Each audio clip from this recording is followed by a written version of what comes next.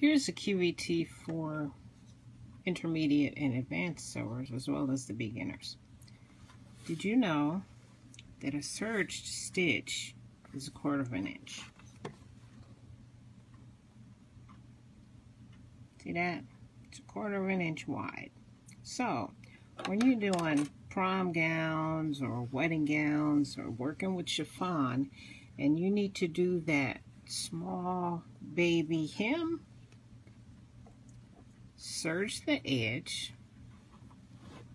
Make sure you're using matching thread. I'm using contrast thread just for an FYI. And then fold up to the edge.